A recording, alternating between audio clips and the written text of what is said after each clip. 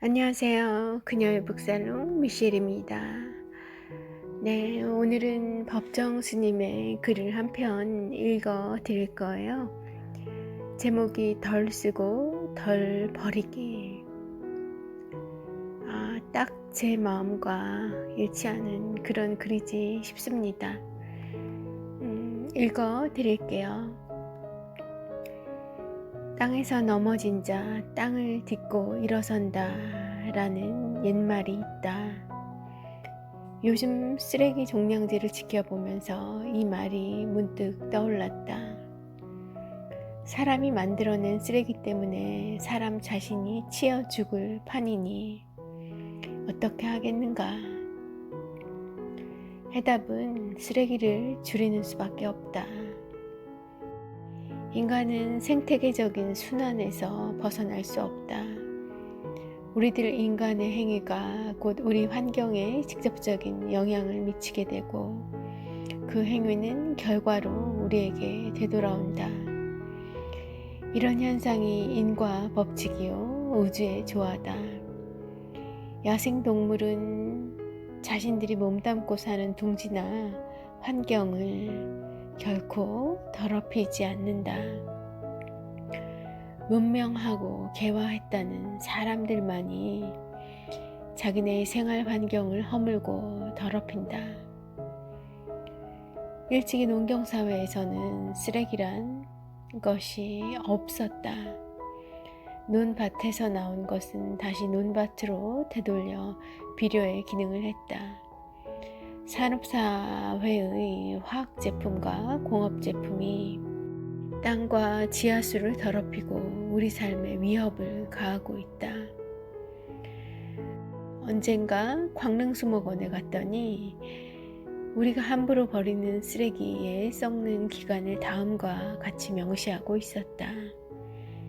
양철 깡통이 다 사가 없어지려면 100년이 걸리고 알루미늄 캔은 500년, 플라스틱과 유리는 영구적이고 비닐은 반영구적이라고 했다. 그리고 여기저기 허옇게 굴러다니는 스티로폼은 1000년 이상 걸린다는 것이다. 끔찍한 일이다. 이 땅이 누구의 땅인가?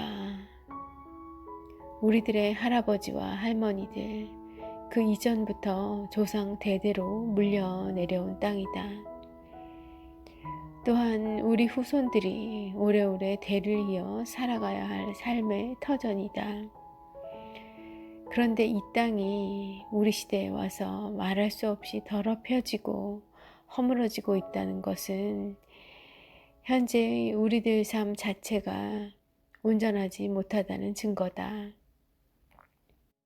우리 선인들은 밥알 하나라도 버리지 않고 끔찍이 여기며 음덕을 쌓았는데 그 후손인 우리들은 과소비로 인해 음덕은 고사하고 복 가말짓만 되풀이하고 있다. 복을 가할 짓이 아니라 복을 가말 짓만 되풀이하고 있으니 말입니다.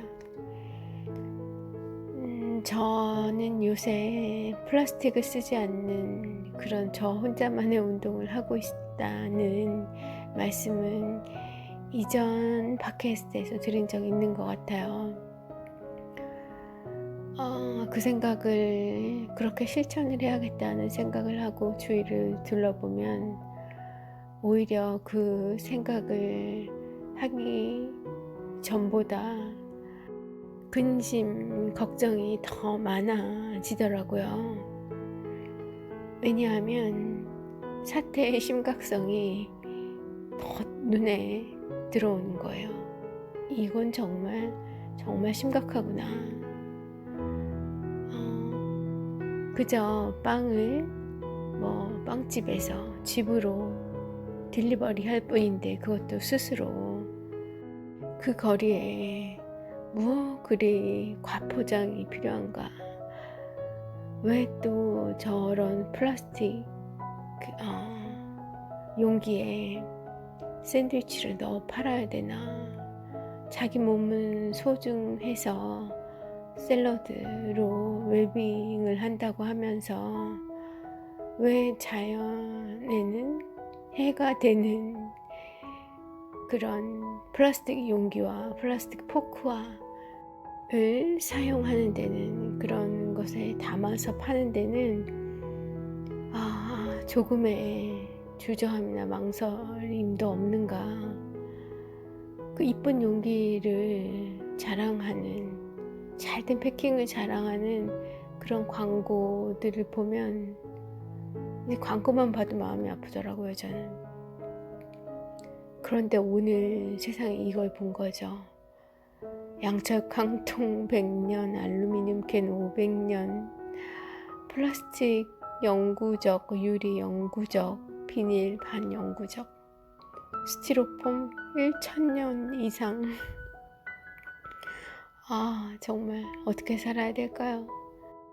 얼마 전에 와인 잔을 하나 샀어요. 조금 작은 잔이 갖고 싶더라고요. 작은 잔에다가 마시고 싶더라고요. 딱 한 잔 정도만. 그래서 구매를 했는데 제가 찾던 것이 근처에서는 구해지지 않고 인터넷에서만 주문이 가능했어서 주문을 했어요.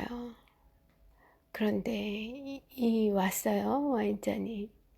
얼마나 포장이 어마무시하게 되어 있는지, 그 한 잔에 정말 그 둘러싸인 그 스티로폼의 양이 어마어마하더군요. 또 와인잔이 한 5개는 들어가고도 남을 커다란 박스와 그 박스에 잔이니까 깨지지 말라고 스티로폼을 많이 넣어준 건 알겠는데 고마운데 고맙지가 않더라고요. 그냥 몇 번 감고 적당한 사이즈의 그 박스에 넣었어도 충분했을 것을 세상에 돌돌 말려있는데 빙빙 돌려서 이 감안해도 끝이 없는 거예요. 이 과연 생각들을 하고 있는 건가 하는 생각이 들었습니다. 이제는 과포장을 보면 너무 불쾌해요. 그리고 인터넷으로 무언가를 가급적 사지 않으려고 하죠. 뭐 식료품도 마찬가지입니다. 주로 식료품이죠. 그냥 장바구니 들고 가서 먹을 만큼 조금씩 사오는 것이 좋다 생각을 하고요.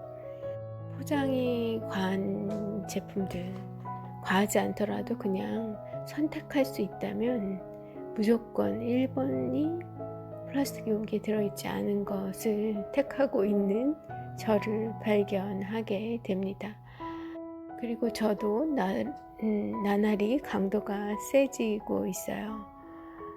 예를 들면 알루미늄 캔을 먹어야 하는 상황이 있어요. 뭐 누군가가 회사에서 이제 알루미늄 캔을 돌린다던가 그러면 이제 저는 먹지 않아요.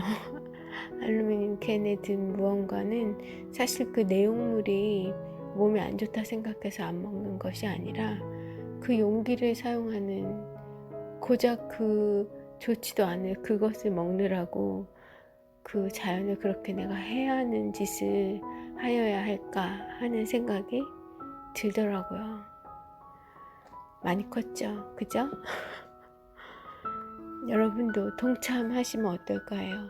제가 다른 것들은 그리 강하게 권하지는 않습니다. 뭐 생각을 이렇게 해야 된다, 이 말이 맞다더라, 이런 건 생각만 해도 너무 몸서리 쳐져요. 그런 건 누가 저한테 하는 것도 싫고 저도 권하고 싶지 않지만 이 자연을 보호하는 것, 그리고 쓰레기를 줄이는 것, 그리고 일회용품을 사용하지 않는 것, 이런 것들에 대해서는 정말 아주 강력하게 여러분들과 함께 하고 싶습니다. 예수님의 말씀대로 그렇게 우리는 복을 감할 짓만 하고 있어요. 마음이 아프죠. 더 말할 것도 없이 과소비와 포식이 인간을 병들게 한다. 오늘날 우리는 인간이 아니라 흔히 소비자라는 이름으로 불리고 있다. 영혼을 지닌 인간이 한낱 물건의 소비자로 전락한 것이다. 소비자란 인간을 얼마나 모독한 말인가. 사람이 쓰레기를 만들어내는 존재, 그게 소비자죠. 쓰레기를 만들어내는 존재에 불과하다니. 그러면서도 소비자가 어찌 왕일 수 있단 말인가. 와, 울림이 있습니다. 현재와 같은 대량 소비 풍조는 미국형 산업사회를 성장 모델로 삼았던 결과가 아닌가 싶다. 자원과 기술은 풍부하지만 정신문화와 역사적인 전통이 깊지 않은 그들을 본받다 보니 오늘과 같은 쓰레기를 양산하기 이른 것이 아닌지 모르겠다. 작은 것과 적은 것이 귀하고 소중하고 아름답고 고맙다.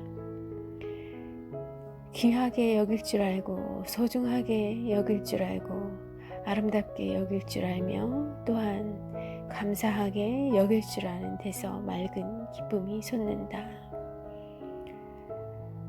네, 물건에 대해서도 사람에 대해서도 마찬가지인 것 같아요. 시간에 대해서도 같은 생각을 하고요. 시간이 귀하고 소중하고 아름답게 감사하게 여길 줄 아는 데서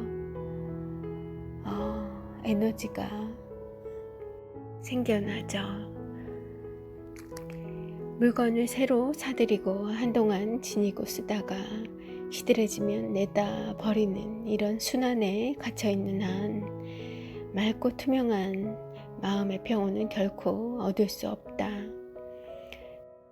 사람이 행복하게 살기 위해서 무엇이 꼭 있어야 하고 무엇이 또 없애도 좋은지 크게 나누어 생각해야 한다.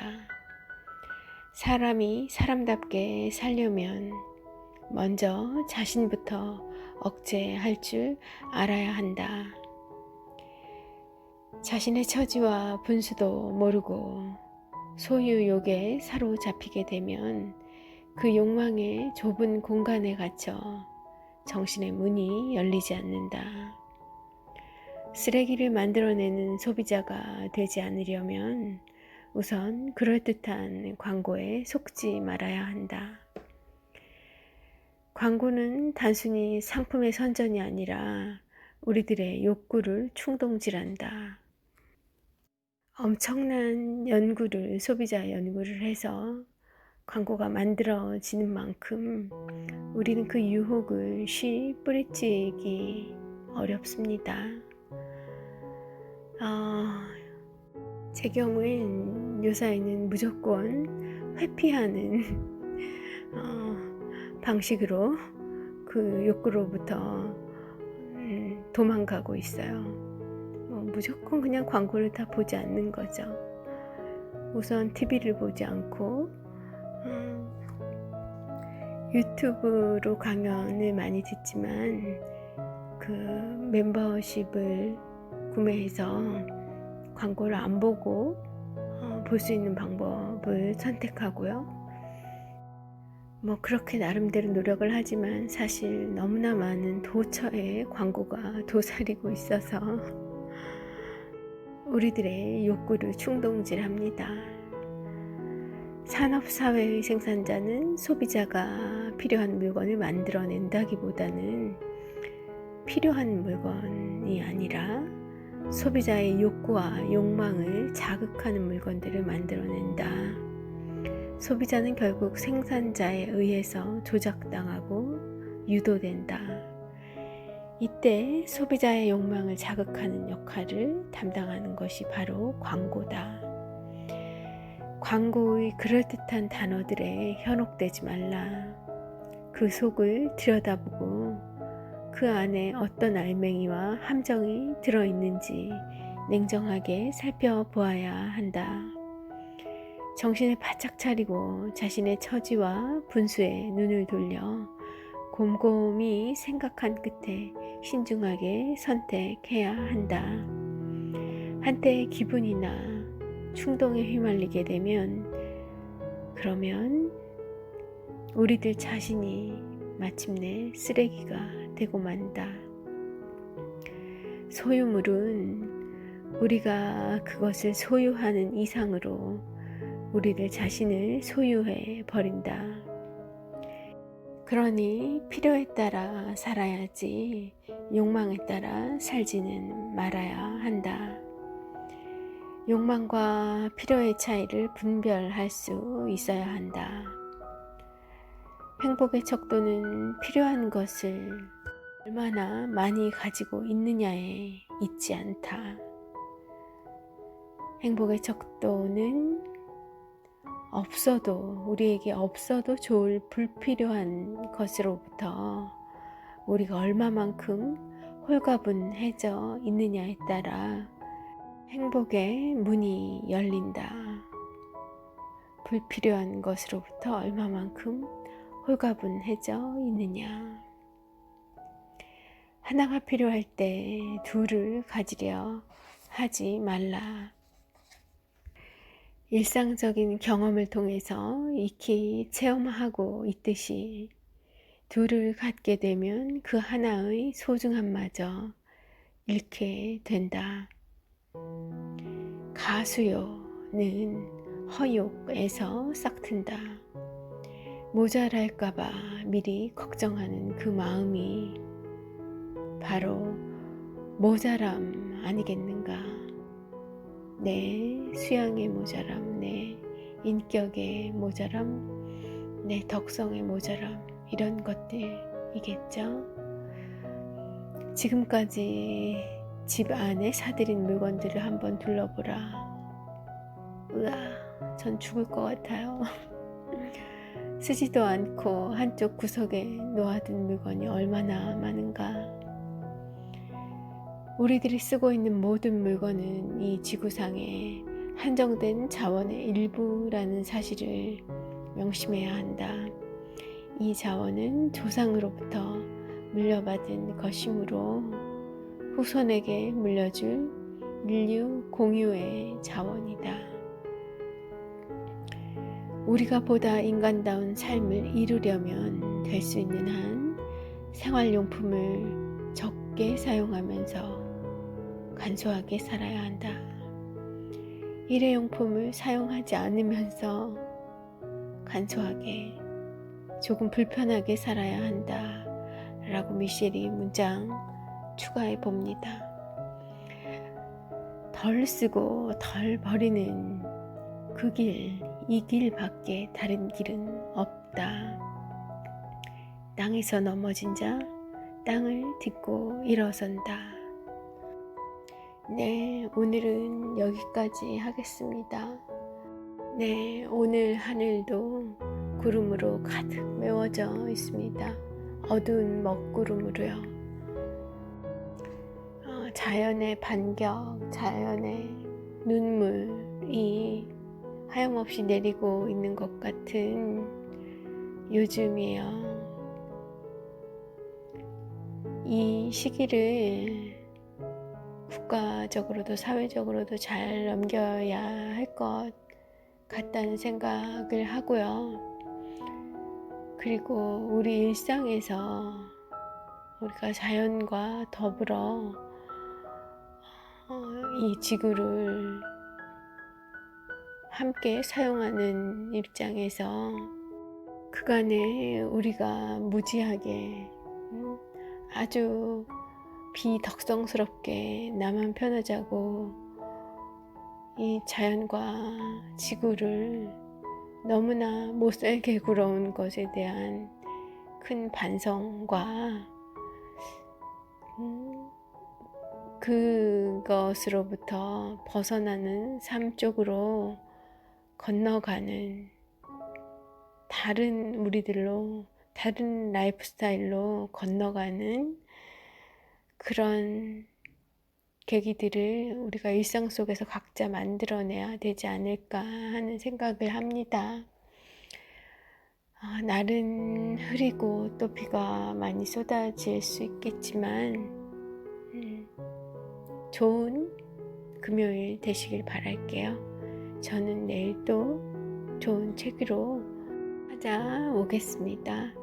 좋은 하루 되십시오. 함께 해주셔서 감사드려요. 미셸이었습니다.